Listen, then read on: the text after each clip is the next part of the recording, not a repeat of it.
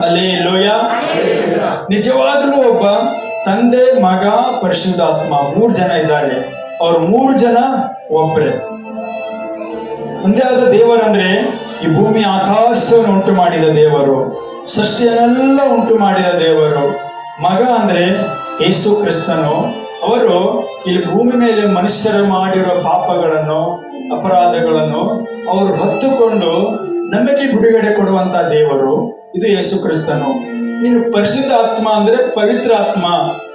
ಪವಿತ್ರ ಆತ್ಮ ಯಾಕೆ ಬೇಕಂದ್ರೆ ಸತ್ಯವೇದದಲ್ಲಿರೋ ವಾಕ್ಯಗಳನ್ನೇ ನಮಗೆ ಜ್ಞಾಪಕ ಮಾಡಿ ಇದ್ರ ಒಳಗೆ ಇರುವುದರ ವಾಕ್ಯಗಳ ಹೃದಯದಲ್ಲಿ ಇಟ್ಟು ಅನುದಿನ ನಮ್ಮನ್ನು ನಡೆಸಬೇಕು. ಅದಕ್ಕೆ ನಾವು ಪರಿಶುದ್ಧಾತ್ಮ ಬೇಕು. ಇದು ಪರಿಶುದ್ಧಾತ್ಮನ ದೇವರ ಶಕ್ತಿ, ದೇವರ ಬಲ. ಪವಿತ್ರಾತ್ಮ ದಾನ ನೀವು ಹೊಂದಿಕೊಂಡ್ರೆ ನೀವು ಸಾಧಾರಣವಾಗಿರುವುದಿಲ್ಲ. ಈ ಪರಿಶುದ್ಧಾತ್ಮನ ಏನನ್ನು ಹೇಳ್ತಾ ಇದ್ದೀನಂದ್ರೆ, ಈ ವ್ಯಕ್ತಿ ನಿಮ್ಮ ಒಳಗಡೆ ಬರುವುದಾದರೆ, ನಿಮ್ಮ ಶರೀರದಲ್ಲಿ ನೀವು ಬರುವುದಾದರೆ, ನೀವು ಸತ್ರು ಕೂಡ ದೇವರೇ ಬೀಸ್ತಾನೆ. ಸತ್ರು ಕೂಡ ನಿನ್ನ ದೇವರೇ ಬೀಸ್ತಾನೆ. ನಾನು ಒಂದಿನ ಇದ್ದೇನೆ, ನಾನು ಯಾಕೆ ಬದುಕಬೇಕು, ಬೇಡ ನನಗೆ ಸಾಕು ಜೀವನ, ನಾನು ಬದುಕಬಾರದು ಅಂತ ಅಂದಿನಿ. ಅದೇ ವ್ಯಕ್ತಿ ನಾನು ಹೇಳ್ತಾ ಇದ್ದೇನೆ, ಇವಾಗ ನಾನು ಮನೆ ಕಟ್ಟಬೇಕು, ಸಭೆ ಕಟ್ಟಬೇಕು, ಒಂದು 10 ಲಕ್ಷ ಆತ್ಮನಾದ ದೇವರ ಕಡೆ ಒದಕೊಡಬೇಕು. ಏನು ಹೋರಾಟ ಬರಲಿ, ಏನು ಬರುತ್ತೋ ಬರೀ ಧೈರ್ಯವಾಗಿ ನಾನು ಹೇಳ್ತೇನೆ. ಇದು ಪರಿಶುದ್ಧ ಆತ್ಮ. ಎಲ್ಲರಲ್ಲೂ ಪವಿತ್ರ ಆತ್ಮ ನಿಜವಾಗಲೂ ಸಭೆಗೆ ಬಂದ್ರೆ ಪರಿಶುದ್ಧಾತ್ಮ ಎಲ್ಲರಿಗೂ ಮೇಲೆ ಇದ್ದಾನೆ. ಒಬ್ಬರೊಳಗೆ ಸಾಧಾರಣವಾಗಿದ್ದಾನೆ, ಒಬ್ಬರಲ್ಲಿ ಸ್ಟ್ರಾಂಗ್ ಆಗಿದ್ದಾನೆ, ಒಬ್ಬರಲ್ಲಿ ಅತಿ ಸ್ಟ್ರಾಂಗವಾಗಿದ್ದಾನೆ. ಈ ಸ್ಟ್ರಾಂಗವಾಗಿರುವ ವ್ಯಕ್ತಿ ಹೆಂಗಿರ್ತಾನಂದ್ರ ಬೆಳಗ್ಗೆ 24 ಗಂಟೆಗಳ ನಿದ್ರೆಯಲ್ಲೂ ಕೂಡ ವಾಕ್ಯದಲ್ಲಿ ಇರ್ತಾನೆ. ಸೈತಾನ್ ಯಾವುದೇ ಆಸೆ ತೋರಿಸಿದ್ರು ಎಲ್ಲಿಯೂ ಮೋಹಕ್ಕಾಗುವುದಿಲ್ಲ. ನಾನು ಯೇಸು ಕರೆದಿದ್ದಾನೆ, ನಾನು ಯೇಸು ಅಭಿಷೇಕ ಮಾಡಿದ್ದಾನೆ, ನಾನು ಯೇಸುವಿಗೆ ಸ್ವಂತವಾದವನು, ಯೇಸು ನನ್ನ ಬಳಿಗೆ ಬರದೇ ಹೋಗಿದರೆ ನನ್ನ ಭೂಮಿ ಮೇಲೆ ಇರುತ್ತೇ ಇರಲಿಲ್ಲ. ಈ ಸ್ಟ್ರಾಂಗ್ ಆಗಿದೆ ಯೇಸು ಹಿಂಬಾಲಿಸ್ತಿರ್ತಾರೆ. ಇನ್ನೂ ಸ್ವಲ್ಪ ಜನ ಅವರಲ್ಲಿ ಪರಿಶುದ್ಧಾತ್ಮ ಇರ್ತಾನೆ. ಸಭೆಗೆ ಬಂದಾಗ ದೇವರ ವಾಕ್ಯ ಪ್ರಾರ್ಥನೆ ಮಾಡ್ತಾರೆ. ಇನ್ನೋ ಕಡೆ ಲೋಕದಲ್ಲಿ ಹೋಗುವಾಗ ಸೈತಾನ್ ಏನ್ ಮಾಡ್ತಾನೆ, ಆಸೆಗಳು ತೋರಿಸ್ತಾನೆ. ನೋಡು ಲೋಕ, ನೋಡು ಜನ, ನೋಡು ಎಷ್ಟು ಬಾರಿ ಅನುಭವಿಸಿದಾರೆ ನೋಡು. ಯೇಸು ಸ್ವಾಮಿ ಕೂಡ ಸೈತಾನ ತೋರಿಸಿದ. ಬೆಟ್ಟದ ಮೇಲೆ ಓದಿಕೊಂಡು ಹೋಗಿ ಅವನಿಗೆ ಅಲ್ಲಿ ಏನ್ ತೋರಿಸಿದಲ್ಲಿ, ನೀನ್ ನನಗೆ ಅಡ್ಡ ಬೀಳೋದಾದರೆ ಈ ರಾಜ್ಯ ಎಲ್ಲ ನಿನಗೆ ಕೊಡ್ತೇನೆ. ನೀನ್ ನನಗೆ ಅಡ್ಡ, ಸೈತಾನ ಯೇಸು ಸ್ವಾಮಿಗೆ ಕೇಳಿದ, ನೀ ನನಗೆ ಅಡ್ಡ ಬೀಳುವುದಾದರೆ ಈ ಎಲ್ಲ ರಾಜ್ಯಗಳನ್ನು ನನಗೆ ಕೊಡುತ್ತೋ, ಇದಕ್ಕೆಲ್ಲ ನೀನು ಅಧಿಪತಿ ಆಗಿರ್ತಿ. ಅವಾಗ ಯೇಸು ಸ್ವಾಮಿ ಒಂದೇ ಮಾತು ಹೇಳಿದ, ನಾನು ಯೇಸು ಕ್ರಿಸ್ತನ ದೇವರನ್ನ ಬಿಟ್ರೆ ನಾನು ಯಾರಿಗೂ ಅಡ್ಡ ಬೀಳೋದಿಲ್ಲ. ಅಂದ್ರೆ ನಿಮ್ಮಲ್ಲಿ ವಾಕ್ಯಗಳು ಇರುವಾಗ ಈ ವಾಕ್ಯಗಳನ್ನು ನೆನಪಿಸಿಕೊಡುವುದು ಪರಿಶುದ್ಧಾತ್ಮ. ಪವಿತ್ರಾತ್ಮ ನಿಮ್ಮಲ್ಲಿ ಬಲವಾಗಿರಬೇಕು, ಬೆಂಕಿಯಾಗಿರಬೇಕು. ಅಭಿಷೇಕ ಮಾಡುವುದಕ್ಕಾಗಿ ಯೇಸು ಕ್ರಿಸ್ತನಿದ್ದಾರೆ. ಅವರು ಯೋಹೇಲದಲ್ಲಿ, ಯೆಶಾಯದಲ್ಲಿ ಎಲ್ಲಾ ಮನುಷ್ಯರುಗಳ ಮೇಲೆಯೂ ಎಲ್ಲರ ಮೇಲೆ ನನ್ನ ಆತ್ಮನು ಸುರಿಸುತ್ತೇನೆ. ಗಂಡಸರು ಹೆಂಗಸರು ಎಲ್ಲರೂ ಪ್ರವಾದಿಸುವರು, ವೃದ್ಧರು ಕನಸುಗಳ ಕಾಣುವರು, ಯೌವನಸ್ಥ ಮಕ್ಕಳು ಪ್ರವಾದನೆ ನುಡಿಯುವರು ಎಂಬುದಾಗಿ ವಾಗ್ದಾನಗಳು ಮಾಡಿದ್ದಾರೆ.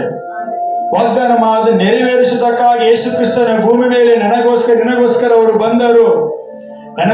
ನಿನಗೋಸ್ಕರ ಬಂದು ಯೇಸುವನ್ನು ಒಂದು ಮಾತು ಹೇಳಿದ್ದಾರೆ, ನಾನು ಹೋಗೋದು ಹಿತಕ್ಕಾಗಿಯೇ.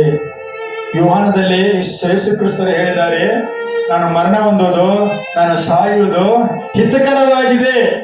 ನಾನು ಹೋಗುವುದರಿಂದ ಏನಾಗುತ್ತೆ, ನಿಮಗೆ ಒಳ್ಳೇದಾಗ್ತೈತಿ, ನಿಮ್ಮ ಪಾಪಗಳು ಪರಿಹಾರ ಆಗ್ತಾವು. ನಾನು ಬಲ ಸುರಿಸ್ತೀನಿ. ನೀ ಇರುವ ಜಾಗದಲ್ಲಿ, ಮನೆಯಲ್ಲಿ, ಎಲ್ಲ ಕಡೆ ನೀನು ಸಾಕ್ಷಿಯಾಗಿರ್ತೀರಿ. ನಿನ್ನ ಬಟ್ಟು ಮಾಡಿ ಯಾರು ನಿನ್ನ ತೋರಿಸುವುದಿಲ್ಲ, ಯಾರು ನಿನ್ನ ಮೇಲೆ ಅಪರಾಧ ಹಾಕುವುದಿಲ್ಲ, ಯಾರು ನಿನಗೆ ಬಟ್ಟು ಮಾಡಿ ತೋರಿಸುವುದಿಲ್ಲ. ಹಾಗೆ ನಿನ್ನ ಕಾಪಾಡ್ಕೊಳ್ತೇನೆ, ನನ್ನ ಆತ್ಮವನ್ನು ಸುರಿಸ್ತೀನಿ ಅಂತ ಯೇಸು ಕ್ರಿಸ್ತನ ವಾಗ್ದಾನ ಮಾಡಿದ್ದಾರೆ. ಅವರು ಮಾಡಿದ್ದಾರೆ. ಹಲ್ಲೆಲೂಯಾ.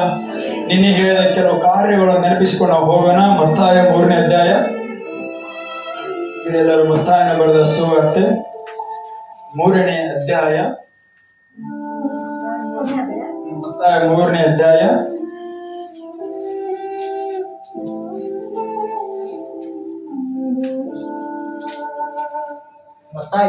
ಮತ್ತಾಯ 3ನೇ ಅಧ್ಯಾಯ. ಎಲ್ಲರೂ ನಿಮ್ಮ ಮಾತುಗಳ ಈ ಕಡೆ ಗಮನ ಇರಲಿ. ಮತ್ತಾಯ 3ನೇ ಅಧ್ಯಾಯ, ಅದರಲ್ಲಿ 11ನೇ ವಚನ ಒಂದು ಸಾರಿ ಜ್ಞಾಪಕ ಮಾಡಿಕೊಂಡು ಅದರ ಮುಂದಿನ ಭಾಗವನ್ನು ಇವತ್ತಿನಲ್ಲಿ ವಿವರಿಸ್ತೇನೆ. ನೋಡಿ, ಈ ಪರಿಶುದ್ಧಾತ್ಮ ನಿಮ್ಮ ಮೇಲೆ ಬರುವುದಾದರೆ ನಿಮ್ಮ ಒಳಗಡೆ ರೋಗಕ್ಕೆ ಅವಕಾಶ ಇರುವುದಿಲ್ಲ, ಸೈತಾನನ ಆಳ್ವಿಕೆ ಇರುವುದಿಲ್ಲ, ದೆವ್ವಗಳ ಕಾಟ ಇರುವುದಿಲ್ಲ. ನೋಡ್ರಿ, ದಾನಿಯೇಲನ ಒಬ್ಬ ಸಾಧಾರಣವಾದ ಹುಡುಗ ದೇವರನ್ನು ನಂಬಿ ವಾಕ್ಯ ನಂಬಿ ಬದುಕುತ್ತಾ ಇದ್ದ. ಮಾನ ಸನ್ಮಾನ ಆತನು ಎಲ್ಲಿ ಬೇಡಲಿಲ್ಲ. ಆತನೊಳಗೆ ಏನಿತ್ತು? ಪವಿತ್ರಾತ್ಮ, ಪರಿಶುದ್ಧಾತ್ಮ ಇತ್ತು. ಒಂದಿನ ಅದನ್ನು ಪರಿಶುದ್ಧಾತ್ಮ ಅವನು ಏನ್ ಮಾಡ್ತು? ಸಣ್ಣ ಸ್ಥಾನ ತೆಗೆದುಕೊಂಡು ಹೋಗಿ ದೊಡ್ಡ ಸ್ಥಾನದಲ್ಲಿ ಇಟ್ಟಿತ್ತು. ಅವನು ಯಾರು ಮನುಷ್ಯರು ಮಾಡಲಿಲ್ಲ, ಯಾರು ಮನುಷ್ಯರು ಆತನ ಮಾಡಲಿಲ್ಲ. ಯಾರು ಮಾಡಿದ್ದು? ಈ ದೇವರ ಆತ್ಮ ಮಾಡಿದ್ದು. ಹಂಗೆ ನೀವು ದೇವರದಲ್ಲಿ ನೀವು ಪರಿಶುದ್ಧಾತ್ಮನ ಎಲ್ಲರೂ ಹೊಂದಿಕೊಳ್ಳಬೇಕು. ನಾನು ಪ್ರಾರ್ಥನೆ ಮಾಡ್ತಾ ಇದ್ದೀನಿ, ನನ್ನ ಒಳಗಡಿರೋ ಬಲ, ನನ್ನ ಒಳಗಡಿರೋ ಶಕ್ತಿ ನನ್ನ ಸಭೆಗೆ ಬರುವ ಎಲ್ಲರ ಮೇಲೆ ಇಳಿಬೇಕು. ಎಲ್ಲರೂ ಅವನು ಹೊಂದಿಕೊಳ್ಳಬೇಕು. ನಾನು ಹೇಗೆ ಸಾಯ್ತಾ ಇದ್ದನೋ, ಯಾರು ಸಹ ಬಲ ಅವರ ಕುಟುಂಬದಲ್ಲಿ ಮನೆಯಲ್ಲಿ ಬಲವಾಗಿ ನಿಂತು ಸಾಕ್ಷಿಯಾಗಿ ನಿಲ್ಲಬೇಕಂತ ನಾನು ಈಗಲೂ ಕೂಡ ಪ್ರಾರ್ಥನೆ ಮಾಡ್ತಾ ಇದ್ದೀನಿ. ಪರಿಶುದ್ಧಾತ್ಮನ ಬಗ್ಗೆ ನಾನು ಹೇಳ್ತಾ ಇದ್ದೀನಿ. ನೀವು ಯಾರು ಕೋಪಿಸ್ಕೊಳ್ಬೇಡ್ರಿ. ಹಲ್ಲೆಲೂಯಾ. ಸತ್ಯವೇದ ಅನೇಕ ಆಶೀರ್ವಾದ ವಾಕ್ಯಗಳಿದಾವೆ, ಅವುಗಳನ್ನ ಎಲ್ಲ ಹೇಳಿ ನಿಮ್ಮನ್ನು ಹೊಗಳಿಸಿಕೊಂಡು ಮನೆಗೆ ಹೋಗಬಹುದು. ಪವಿತ್ರ ಆತ್ಮ ಬರೋ ನೋಡ್ರಿ, ಒಬ್ಬರು ಯಾರಾದ್ರೂ ಭಕ್ತರನ್ನ ಇಷ್ಟಪಡಬೇಕಾದ್ರೆ, ನಮ್ಮನ್ನು ಅವರು ಇಷ್ಟಪಡಬೇಕಾದ್ರೆ ಸುಮ್ಮನೆ ನಮ್ಮ ಇಷ್ಟಪಡೋದಿಲ್ಲ. ಅವರ ಮಾತು ಕೇಳುವಾಗ, ಅವರು ಹೇಳಿ ನಡೆಯುವಾಗ ನಮ್ಮ ಇಷ್ಟಪಟ್ಟು ನಮಗೆಲ್ಲರ ಕೊಡ್ತಾರೆ. ಹಾಗೆ ಯೇಸು ಕ್ರಿಸ್ತನ ಒಬ್ಬ ಇದ್ದಾನೆ, ಆತನಿಗೆ ಇರುವುದೆಲ್ಲ ನಮಗೆ ಕೊಡೋದಕ್ಕ ಅವರು ನಮಗಿದ್ದಾರೆ. ಹೋದ್ರೆ ನಾನಂತೂ ನಿಮ್ಮ ಮನಸ್ಸು ತಿರುಗಿಕೊಳ್ಳಬೇಕೆಂಬುದಕ್ಕೆ ನಿಮಗೆ ನೀರಿನಲ್ಲಿ ಸ್ನಾನ ಮಾಡಿಸುತ್ತೇನೆ. ಆದರೆ ನನ್ನ ಹಿಂದೆ ಬರುವವನು ನನಗಿಂತ ಶಕ್ತನು, ಆತನ ಕೆರಗಳನ್ನು ಹೊರಲಿಕ್ಕೂ ನಾನು ಯೋಗ್ಯನಲ್ಲ. ಆತನು ಪವಿತ್ರಾತ್ಮನಲ್ಲಿಯೂ ಬೆಂಕಿಯಲ್ಲಿಯೂ ನಿಮಗೆ ಸ್ನಾನ ಮಾಡಿಸುವನು. ಒಬ್ಬ ಯೋಹಾನನು ದೇವರಿಂದ ಆರಿಸಿಕೊಂಡ ವ್ಯಕ್ತಿ, ದೇವರಿಂದ ಕರೆಯಲ್ಪಟ್ಟ ವ್ಯಕ್ತಿ. ದೇವರವನ್ನು ನೀವೆಲ್ಲರೂ ಪಾಪವನ್ನು ಬಿಟ್ಟು ದೇವರ ಕಡೆಗೆ ತಿರುಗಿಕೊಳ್ಳ್ರಿ, ನೀರಿನ ಸ್ನಾನ ಮಾಡಿಸ್ತಾ ಇದ್ದ. ಏನ್ ಮಾಡ್ತಾ ಇದ್ದ? ನೀರಿನ ದೀಕ್ಷಾ ಸ್ನಾನ ಮಾಡಿಸುತ್ತಾ ಇದ್ದ. ನೋಡ್ರಿ, ಒಬ್ಬ ವ್ಯಕ್ತಿಗಳಿಗೆ ಮೇಲೆ ಎಷ್ಟೇ ಸ್ನಾನ ಮಾಡಿಸಿರಿ ಅಂತರಂಗದಲ್ಲಿ ಬದಲಾಗುವುದಿಲ್ಲ ಅಂದ್ರೆ ಏನು ಉಪಯೋಗ ಇಲ್ಲ. ಹಲ್ಲೆಲೂಯಾ. ಮೇಲೆ ನೀರು ಸ್ನಾನ ಮಾಡಿಸಿರಿ, ನೀರಿನ ಸ್ನಾನ ಹಾಕ್ರಿ, ಒಳಗಡೆ ಹೃದಯ ಬದಲಾಗಲಿಲ್ಲ ಅಂದ್ರೆ ಅದು ರಕ್ಷಣೆ ಅಲ್ಲ. ಜನ ನೋಡ್ತಾ ಇದ್ದಾರೆ, ಓಕೆ, ಜನ ನೋಡ್ತಿದ್ದಾರೆ, ಜನ ನಮ್ಮನ್ನು ಗಮನಿಸ್ತಾ ಇದ್ದಾರೆ, ಜನರು ನಮ್ಮನ್ನು ಹೊಗಳ್ತಾ ಇದ್ದಾರೆ, ಓಕೆ, ಆದ್ರೆ ಆತ್ಮದಲ್ಲಿ ಬದಲಾವಣೆ ಆಗಬೇಕು. ಈ ಹೃದಯ ಇದೆಯಲ್ಲ, ಈ ಹೃದಯದಲ್ಲಿ ಬದಲಾಗಬೇಕು. ಇಲ್ಲಿ ಯೋಹಾನನು ಅದನ್ನೇ ಹೇಳುತ್ತಿದ್ದೇನೆ. ನಾನಾದರೂ ನೀವು ದೇವರ ಕಡೆ ತಿರುಗಿಕೊಳ್ಳಿ ದೀಕ್ಷಾಸ್ನಾನ ಮಾಡಿಸಿದ್ದೇನೆ, ಆದರೆ ನನ್ನ ಹಿಂದೆ ಒಬ್ಬ ಇದ್ದಾನೆ, ಅವನು ಬಹಳ ಸರ್ವಶಕ್ತನು, ಆತನ ಕೆರ ಹೊರಲಕ್ಕೂ ಕೂಡ ನನ್ನ ಯೋಗ್ಯತೆ ಇಲ್ಲ. ಅವನೇನಾದ್ರೂ ಮನಸ್ಸು ಮಾಡಿದರೆ ನಿಮ್ಮನ್ನು ಎದರಲ್ಲಿ ಸ್ನಾನ ಮಾಡಿಸ್ತಾನಂತೆ? ಪವಿತ್ರ ಆತ್ಮನಲ್ಲೂ ಸ್ನಾನ ಮಾಡಿಸುತ್ತಾನೆ, ಬೆಂಕಿಯಲ್ಲೂ ಸ್ನಾನ ಮಾಡಿಸುತ್ತಾನೆ. ಈ ಸ್ನಾನ ಮಾಡಿಸುವ ನಮಗೆ ಬೇಕು. ಇಂಥ ಸ್ನಾನಗಳು ನಮಗೆ ಬೇಕು. ಯೇಸು ಕ್ರಿಸ್ತನ ಸುವಾರ್ತೆ ನಂಬಿಕೊಂಡು ಸಭೆಗೆ ನಾವು ಬರ್ತೇವ್ರೆ, ಯೇಸುವೇ ದೇವರು ಅಂತ ಹೇಳಿದಾಗ ಸೇವಕರು ತೆಗೆದುಕೊಂಡು ಹೋಗಿ ನಮಗೆ ನೀರಿನ ಸ್ನಾನ ಮಾಡಿಸುತ್ತಾರೆ. ಪವಿತ್ರಾತ್ಮ ನಮ್ಮನ್ನು ಟಚ್ ಮಾಡುತ್ತಾ ಇರುತ್ತದೆ. ನಾವು ಸರಿಯಾದಾಗ ಈ ಪವಿತ್ರಾತ್ಮನ ಬೆಂಕಿ ನಮ್ಮ ಮೇಲೆ ಬೀಳುವುದು. ಈ ಬೆಂಕಿ ಯಾರ ಮೇಲೆ ಬೀಳುತ್ತೋ, ಯಾರ ಮೇಲೆ ಇದರ ಸ್ನಾನವಾಗುತ್ತೋ ಅವರು ಸಾಧಾರಣವಾಗಿರುವುದಿಲ್ಲ, ಸುಮ್ಮನೆ ಅವರು ಇರೋದಿಲ್ಲ, ಏನಾದರೂ ಅವರು ಮಾಡುತ್ತಾ ಇರುತ್ತಾರೆ. ಕಟ್ಟಕ ಅವ್ರ ಕೆಲಸವನ್ನು ಸಮಯ ವೈರಿತಾಗಿ ಸಮಯ ಹಾಳು ಮಾಡೋದಿಲ್ಲ. ಏನಾದರೂ ಮಾಡಿ ದೇವರಿಗಾಗಿ ಮಾಡ್ತಾರೆ, ಬಿಟ್ಟರೆ ಕುಟುಂಬಕ್ಕಾಗಿ ಮಾಡ್ತಾರೆ, ದೇವರ ರಾಜ್ಯಕ್ಕಾಗಿ ಮಾಡ್ತಾರೆ. ಇದು ಬೆಂಕಿ ಸ್ನಾನ ಅನುಭವ. ಇನ್ನು ಯೋಹಾನನು ಹೇಳುತ್ತಾ ಇದ್ದಾನೆ, ನನ್ನ ಹಿಂದೆ ಬರುವವನು ನನಗಿಂತ ಶಕ್ತನು, ಆತನ ಕೆರಗಳನ್ನು ಹೊರಲಕ್ಕೂ ಕೂಡ ನಾನು ಯೋಗ್ಯನಲ್ಲ. ಸತ್ಯವೇದ ಹೇಳುತ್ತೆ, ಯೋಹಾನನಿಗಿಂತ ಮೊದಲನೆಯವನು ಅವನು ಕಡೆಯವನಂತ ಬೈಬಲ್ ಹೇಳುತ್ತೆ.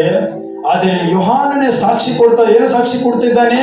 ನನ್ನ ಹಿಂದೆ ಒಬ್ಬ ಇದ್ದಾನೆ, ಅವನು ನೀವು ಬಂದ್ರೆ ನಿಮ್ಮ ಹೃದಯವನ್ನೇ ಬದಲಾಯಿಸುತ್ತಾನೆ.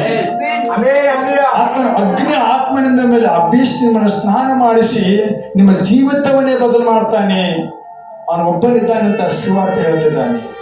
ಸುವಾರ್ತೆ ಹೇಳುವಾಗ ಪವಿತ್ರ ಆತ್ಮನ ನಮಗೆ ಒಂದು ಸಿದ್ಧ ಆಯ್ತು. ಏನಂತ? ಯೇಸು ಕ್ರಿಸ್ತನು ಪವಿತ್ರ ಆತ್ಮನಲ್ಲಿಯೂ ಬೆಂಕಿಯಲ್ಲಿಯೂ ನಮಗೆ ಸ್ನಾನ ಮಾಡಿಸುತ್ತಾನೆ.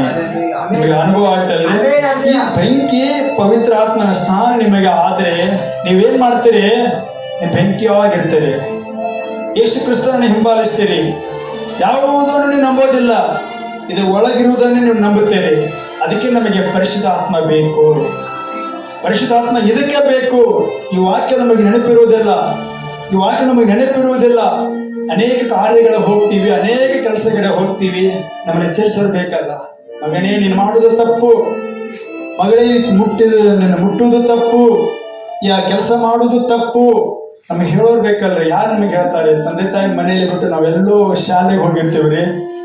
ಅಲ್ಲಿ ಅನೇಕ ತಪ್ಪುಗಳು ಆಗ್ತಾ ಇರುತ್ತವೆ. ಅಲ್ಲಿ ಹೇಳೋರು ಬೇಕಲ್ಲ, ನಮಗೆ ಬೇಕಲ್ರಿ. ಆದ್ರೆ ಈ ಪರಿಶುದ್ಧಾತ್ಮ ಅಲ್ಲಿ ಹೇಳುತ್ತಾನೆ.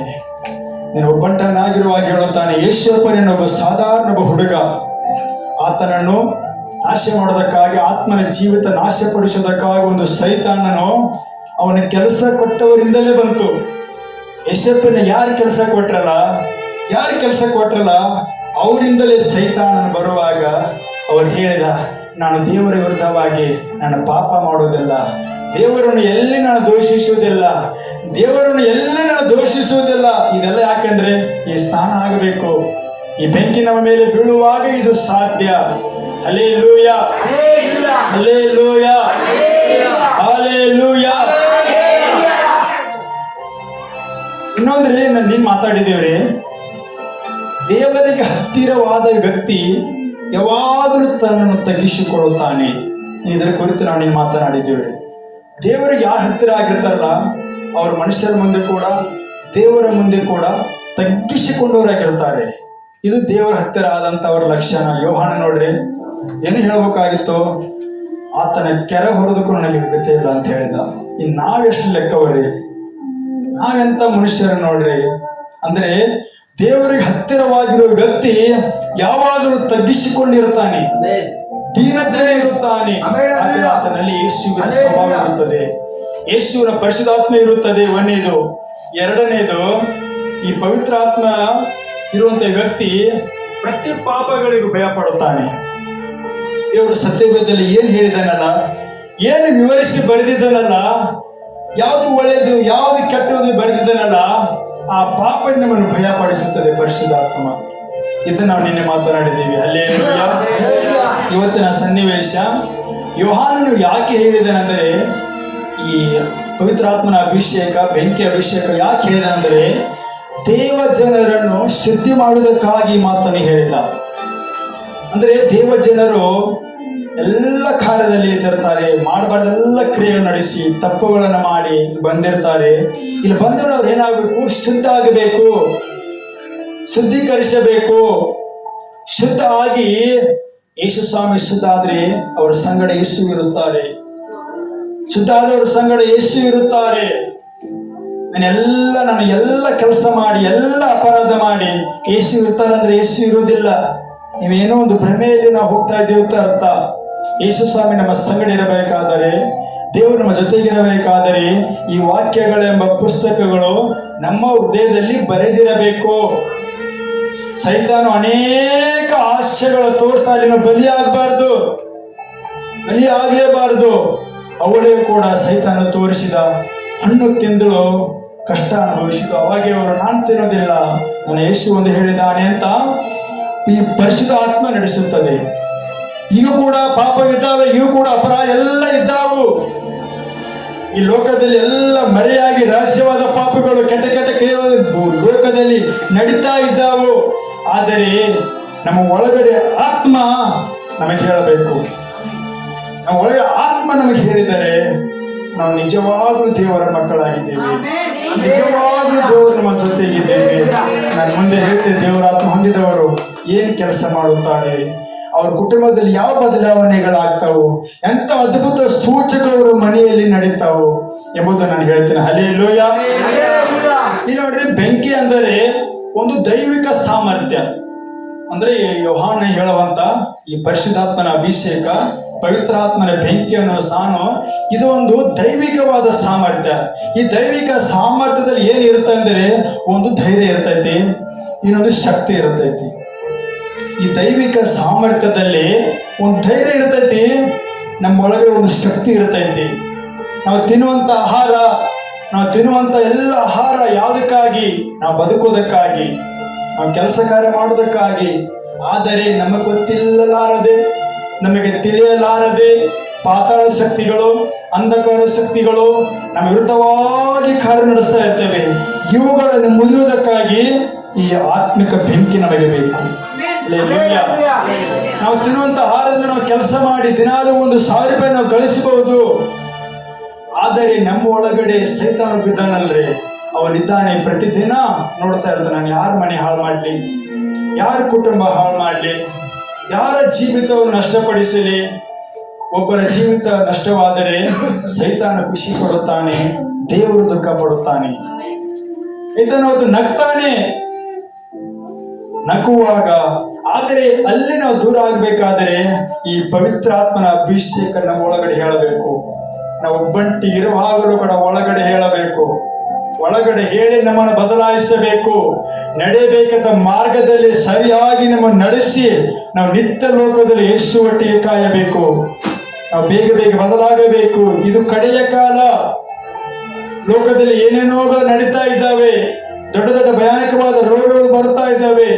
ದೊಡ್ಡ ದೊಡ್ಡ ಪ್ರೀತಿ ಇಲ್ಲ, ಅನ್ಯೂನ್ಯತೆ ಇಲ್ಲ, ಹೊಂದಾಣಿಕೆ ಇಲ್ಲ. ಆದರೆ ಇಲ್ಲಿ ದೇವರು ನಮ್ಮನ್ನು ಕೆರೆಸಿಕೊಂಡು ಒಳ್ಳೆ ಮಾತು ಹೇಳ್ತಿದ್ದಾನೆ, ಸರಿಯಾಗಿರಿ, ಬದಲಾಗಿರಿ. ಇಲ್ಲಿ ಬದಲಾದರಣೆ ಪರಲೋಕದಲ್ಲಿ ನಮಗೆ ಎಂಟ್ರಿ, ನಮಗೆ ಎಂಟ್ರಿ ಇಲ್ಲ. ಪರಲೋಕದಲ್ಲಿ ನಮಗೆ ಎಂಟ್ರಿ ಇಲ್ಲ. ಹಲ್ಲೆಲೂಯಾ. ಈ ಬೆಂಕಿ ಅಂದರೆ ದೈವಿಕ ಸಾಮರ್ಥ್ಯವಾಗಿದೆ. ಈ ದೈವಿಕ ಸಾಮರ್ಥ್ಯದಲ್ಲಿ ಒಂದು ದೇವರಲ್ಲಿರುವ ಧೈರ್ಯ ನಮ್ಮೊಳಗಿರುತ್ತದೆ, ದೇವರಲ್ಲಿರುವ ಶಕ್ತಿ ನಮ್ಮಲ್ಲಿ ಇರುತ್ತದೆ. ಯೇಸು ಸ್ವಾಮಿ ಏನ್ ಮಾಡಿದ? ಎಂತ ಕಷ್ಟ ಬಂದ್ರು ಕೂಡ ಅವರು ಧೈರ್ಯವಾಗಿದ್ದರು. ಹೋಗಿದ್ರಲ್ರಿ, ಪರಿಸಾಯರ ಎದುರು, ಅನೇಕ ಜನ ಎದುರು, ಅನೇಕ ತಪ್ಪುಗಳು ಹೊರಿಸಿರು, ಅಪರಾಧಿಗಳು ಹೊರಿಸಿರು. ಅವರು ಮೌನವಾಗಿದ್ದು ಧೈರ್ಯವಾಗಿದ್ದರು.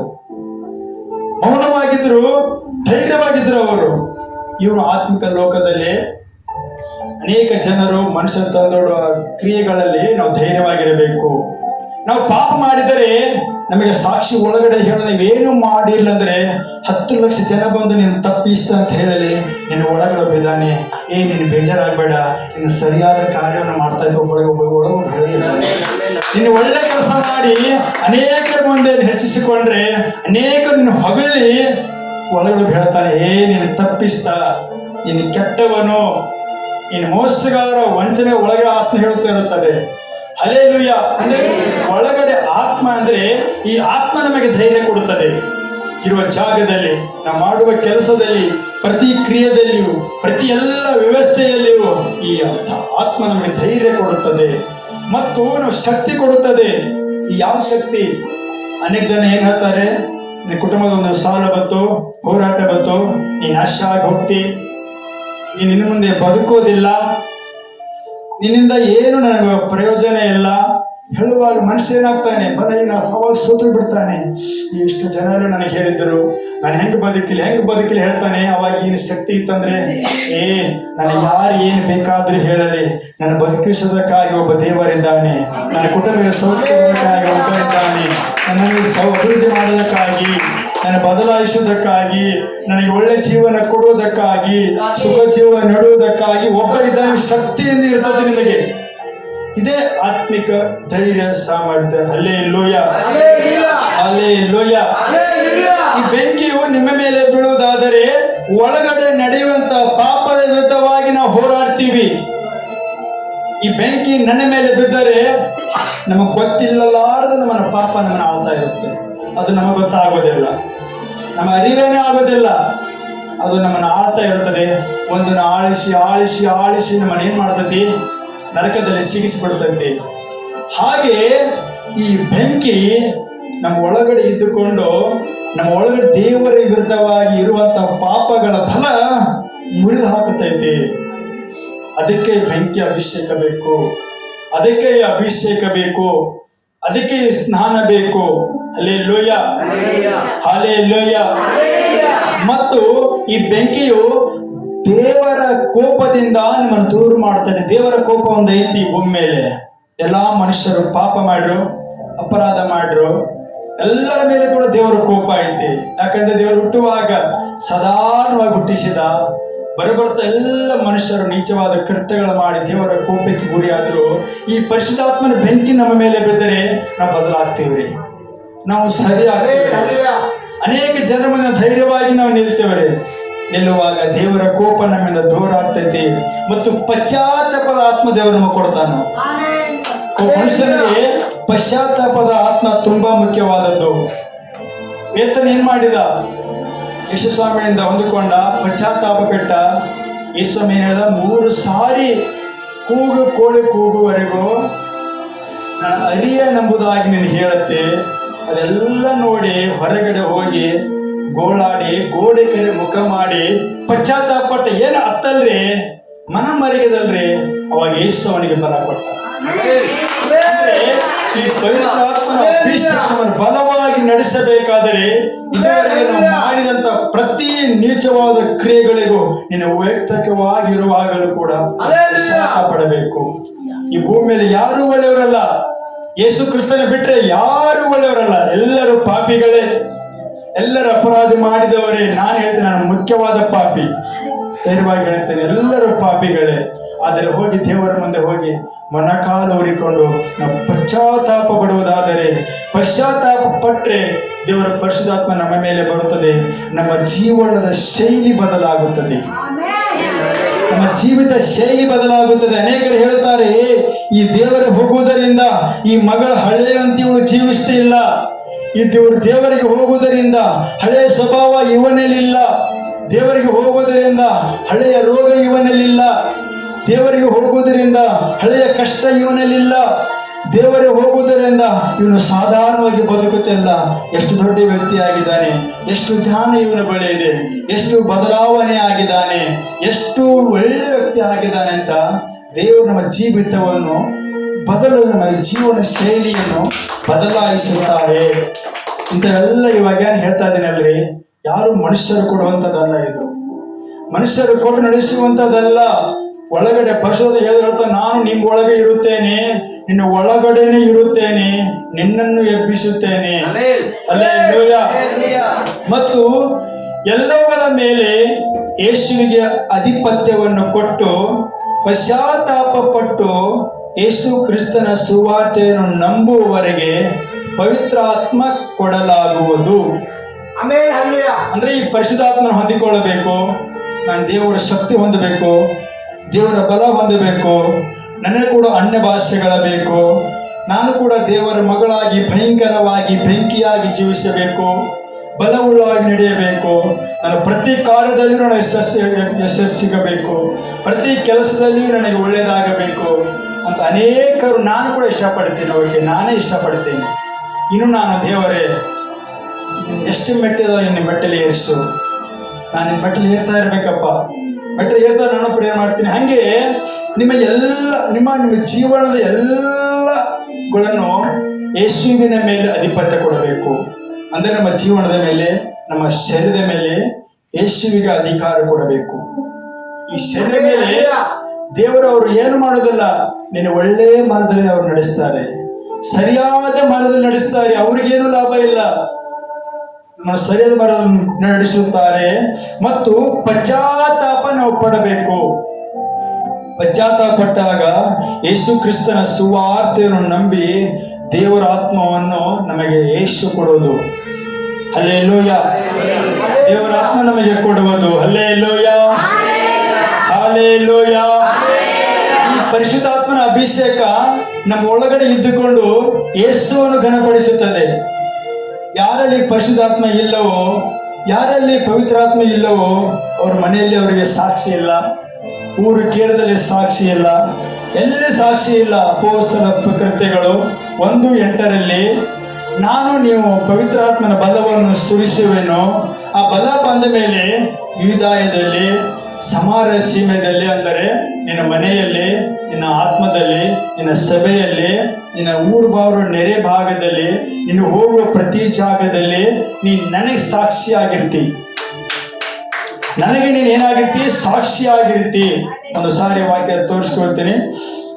ಯೋಹಾನ 16ನೇ ಅಧ್ಯಾಯ, ಯೋಹಾನ 16ನೇ ಅಧ್ಯಾಯ 14. ಈ ಸತ್ಯದ ಆತ್ಮ, ಪರಿಶುದ್ಧ ಆತ್ಮ, ದೇವರ ಆತ್ಮ, ಯೇಸು ಕ್ರಿಸ್ತನ ಮಾಡುವಂತ ಅಭಿಷೇಕ. ಯೋಹಾನ 16ನೇ ಅಧ್ಯಾಯ 14ನೇ ವಚನ ಓದ್ರಿ.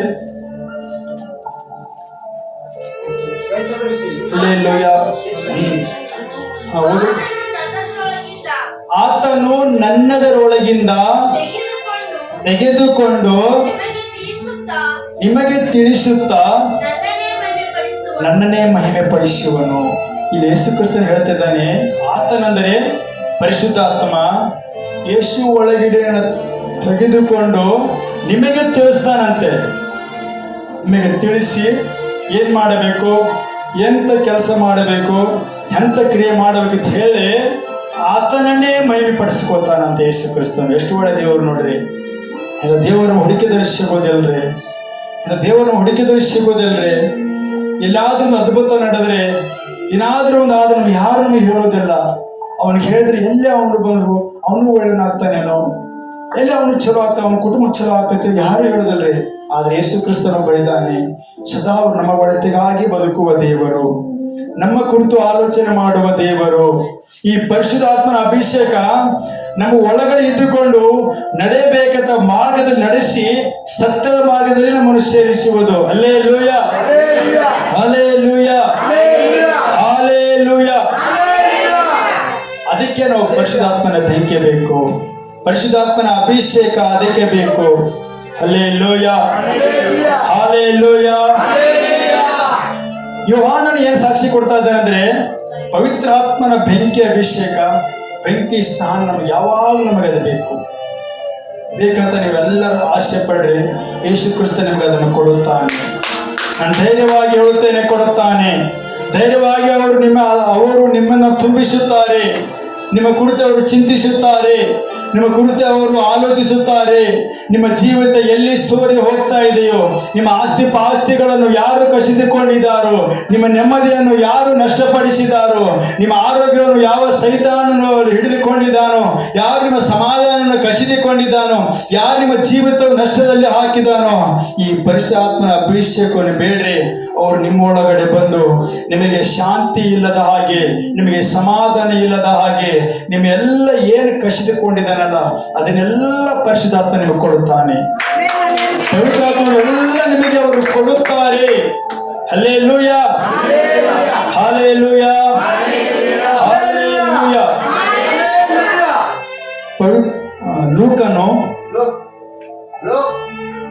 ಲೂಕನ ಅಧ್ಯಾಯ 3ನೇ ಅಧ್ಯಾಯದಲ್ಲಿ 8ನೇ ವಾಕ್ಯ ಹೋದ್ರಿ.